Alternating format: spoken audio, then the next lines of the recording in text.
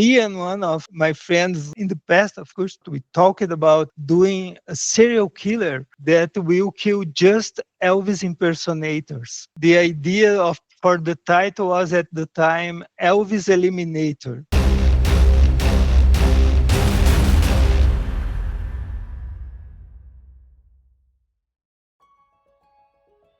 Let me prepare since my baby left me. My name is Denis Winston Brum. I am a writer from Brazil. I have published a children's book, young adult book, and adult literature too. All these in Portuguese, of course. I have published two science fiction short stories and also horror short stories. And some of them are a kind of mix between science fiction and horror.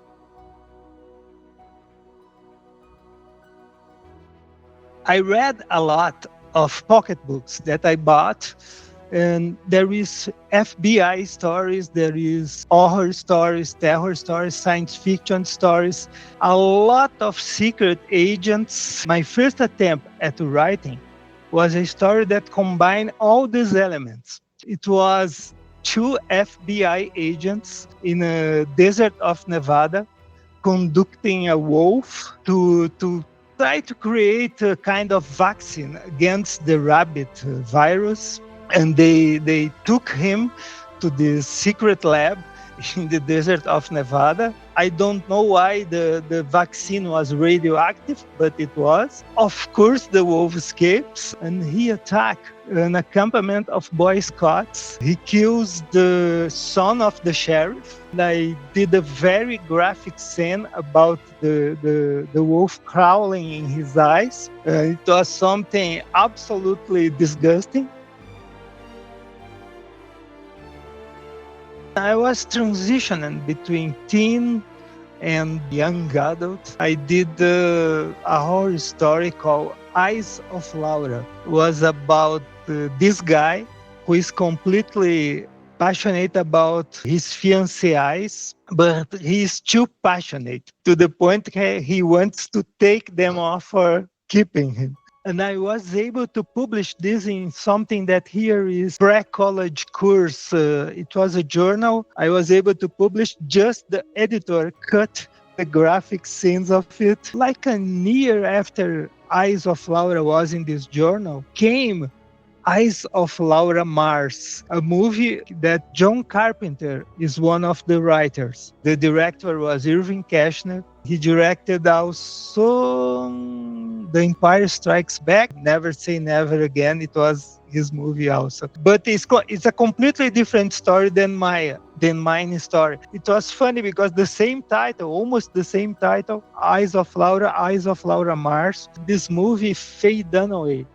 she has some kind of accident and she can see through the eyes of a serial killer. The Heretic's Fork came about when I was researching about the Spanish Inquisition, about the torture instruments. I came about with this instrument, the Heretic's Fork. The idea for the story came in the same moment to me. It was kind of a flash in my mind. And then came this congregation, that people who thinks they are doing the God's job. They are using gods as an excuse for their own perversions, of course, like the Spanish Inquisition did. I just imagine how good and how cool if one of the victims was a horror fan. This girl who went to midnight sessions to catch up to the classics and to the cult horror movies. And she went to this old movie theater, which I loved since I was born. She went to see The Creature from the Black Lagoon, which I also love. When she is leaving the theater, these guys came to her and she is falling in a trap. Came all the torture session and some reviews. There is all this discussion, this talk about God and a lot of Bible quotations. There is this hypocrisy about applying God's words or or using God's quotations too. So I think it's kind of interesting to read. And of course, there is a lot of action too, horror action in it. So I hope people will enjoy it to read.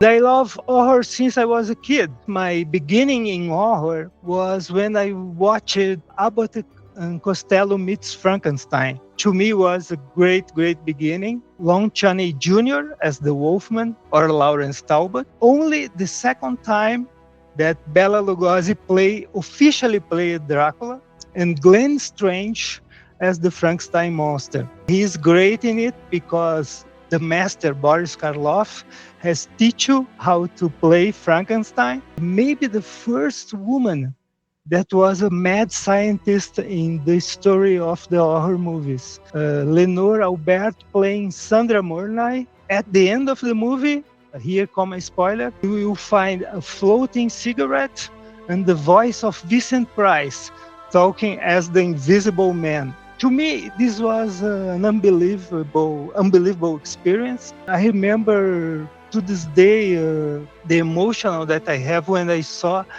Dracula turn into a bat. It was doing with animation. It was done by Walter Lantz, the man who created Woody Woodpecker. From that movie on, I began really passionate about horror. There is a series that I watched a lot called Voyage to the Bottom of the Sea. And it was great to watch because there were a lot of monsters there. There is a great episode about a werewolf. Even the mummy, they were able to put the mummy into a submarine. But okay, can you imagine that they were chasing a werewolf inside the submarine? It didn't find him anywhere. How is that possible? I remember the first time that I went to the movie theater to watch The Exorcist. It was the most frightening experience in my life. At that time, there were no little lights of cell phones inside the room. Nobody was talking. It was just that thing, Pazuzu, on screen, and your fear that we're gonna get you. It's so great the way that William Friedkin built the movie, because he didn't use the usual narrative to tell this story. He tells this story almost like a documentary. He was a documentarist. He worked on TV. He built this in a way that is so believable. And that final act, my God, it was terrifying. So The Exorcist, to me, was to this day the supreme fear that I experienced inside the movie theater. And I was able to see Friday the 13th, Part 3 in 3D. And I loved to watch that because I was crazy about 3D and I love that movie. To watch Friday the 13th in a movie theater, you were surrounded by people screaming and having scares all the time and talking about it. Was great. I loved Jason Lives. I love there is this great Alice Cooper score in it. I love the way that Jason is resurrected too in that movie. Let's say, it's not serious horror, but it's fun, and horror should be fun too. In Brazil, I guess, we have one great horror titan who is Coffin Joe. He is, let's say, the flagship of Brazilian horror. He was involved in so many cases, in so many movies. Even when he's not Coffin Joe in the movie, sometimes he's behind as a producer or giving advice. He is responsible for keeping horror in Brazil alive. And he did a movie that is almost an European movie in Brazil because it's different. The speed is different of the movie. The rhythm of the movie is different. The frames are very different. Not much handheld camera. Brazilian cinema at that time loved handheld camera, and he didn't use it. Even the fact that there is an original score is completely different because they just let's pay this is score from what? A few dollars more. Let's use it here. This track here. No problem with that. They never gonna know about that. And some Brazilian movies were forbidden to be exported just because of that. We have a stop motion, a very good stop motion professionals here, and they did a movie. And in this movie, Frankenstein was kind of dancing and I'm singing in the rain. I'm dancing in the rain. But they didn't pay for the music. So they couldn't export the movie for festivals or anything. There is another movie that Coffin Joe is in it. It's called A Estranha Hospedaria dos Prazeres, The Strange Pleasures Hotel. And this movie uses a Pink Floyd song from Dark Side of the Moon in his score. A lot of characters are in a hotel. Everyone has a different destiny. Coffin Joe make from time to time apparitions in the movie to make comments. But since the 90s, there is more people doing horror movie here. Movies like trash movies, and I call it trash because the producer call it trash. Zombie, who is a trasher movie, Zombie 2. There is some called They Want Your Flesh. There is one now that is being released called Empty Building. There is much more presence in horror in Brazil now than there was in the 70s or even the 80s. The 80s was a bad time for Brazil. There were no budgets for do the movies. Let's not forget about books. There is a guy in Brazil, I call him our Edgar Allan Poe. His name is Álvares de Azevedo. Night at the Tavern. It was a story when everybody, it's this cold night, everybody is sitting around the table and everyone relate a horror story. And it's a great story. Macario is about a pact with the devil. It's very well written in Portuguese, of course. He was also a romantic poet, so he was kind of a mix between Edgar Allan Poe and Lord Byron. But he lives only 21 years, 20 years, and he produces a lot. And 2 books, maybe his only novels are horror.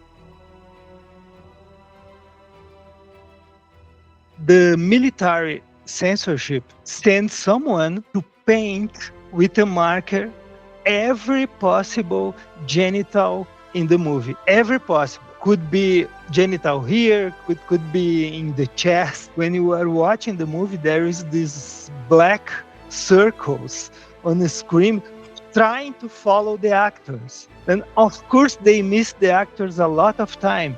So it was kind of just be inside the movie theater was kind of a transgression act in itself, because it was so ridiculous to lose time to do that, and does not work, didn't work. So it was pathetic, but reflected how can people be blind about the emission in this planet. I just have about 1,000. I was about 14 years old when I went to watch The Omen. Spock, Master Spock. Okay.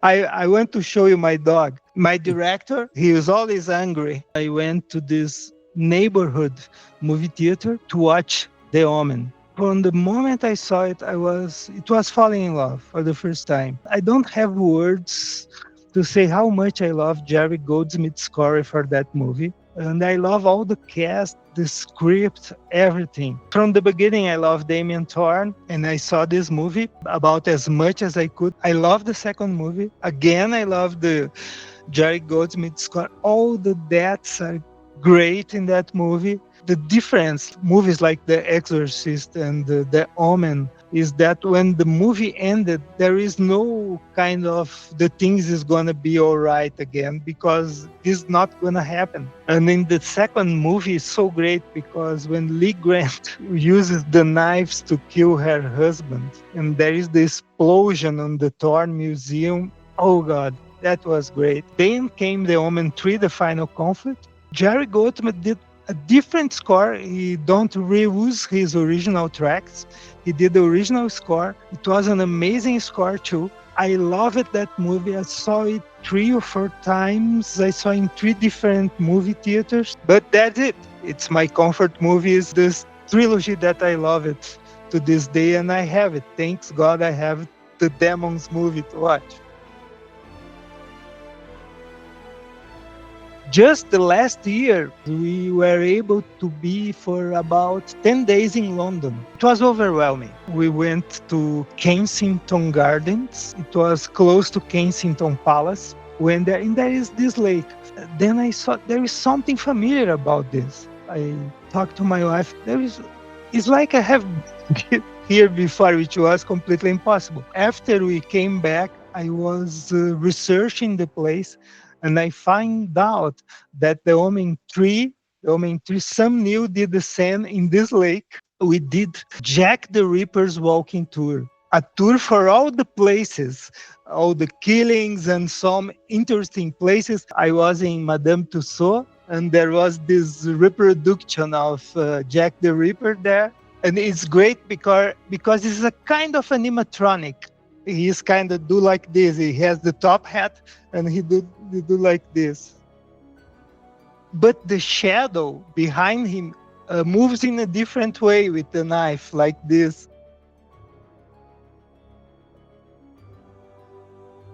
Here in my city, Curitiba, I wasn't born here, but I live here now. There is the zombie walk in our carnival. I went to the zombie walk every time that I can, me and my wife. I am trying to convince her to go in costume, but I still have to work that. Always in the carnival Sunday. Carnival is our Mardi Gras. People walking as zombies, but you can do as a vampire, or there is a lot of Jason, a lot of Harley Quinns there, Freddy Krueger's, possessed priests, a lot of things. You see that you are not alone in your or her passion.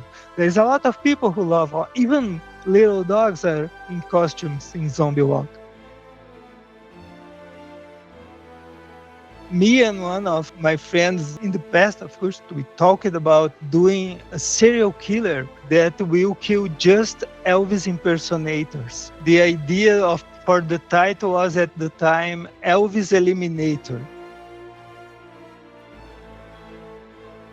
I was saying before about how we fear that is a presence in everyone's life. And when we start to lost relatives, become even a presence more close to you, like following you around the streets or around your life. To me, horror is also a pleasure. When I saw Van Helsing killing Dracula, when I saw Peter Cushing killing Christopher Lee so many times, give me so many pleasure to watch that. Feeling that fear like the exorcist inside a movie theater, or even when you are not expecting. When I was watching Alien, the first Alien movie, that chest eruption was something that nobody knew this is going to happen. Or like in Scanners, when there is this demonstration of ESP and then the head explodes on the screen. The great thing about the 80s is that when you went to see something, you have barely a trailer about it. Didn't know what's going to happen. So when that head explodes, is amazingly, and it's physical also, which is different. You can project a lot of your anxieties into it. You can project your creativity into it. If you are, let's say, in a podcast, if you are producing a podcast, if you are producing a movie, writing a short story, or maybe writing a horror poem too. I hope that in the future people will be more understanding of each other, that artificial intelligence don't enslave us. I hope that everybody has an opportunity to show his creative potential. So if you want to work in music or in art, on movies, or making a ballet or anything, has an opportunity to do so. I believe in a democratic space that people can go and show what he thinks, what they feel about things. if you continue to connect in spaces like these spaces and some others, opening avenues for us to express ourselves, I think you can do maybe a more acceptable place to live for everybody. In my opinion, art is a way that we try to deal with our ultimate fear, which is death. Death is always there. Art make you, let's say, challenging that in a creative way and give you some comfort, because at the end of you can see the worst things on screen or read the worst things in a book, but you can finish your movie, you can finish your book, and you are still alive. I think it's not a rehearsal to that, but is a way to deal with your fear, or is a wonderful window for imagination. You can transpass any boundaries. If you want, you can bring the dead back to life. You can send people to hell if you wish. You can kill the vampire. You can resuscitate the mummy. Some things that you cannot explain with logic, but you can feel related about it. Or I think provide a lot of this to you. You see, that's the way I feel, at least.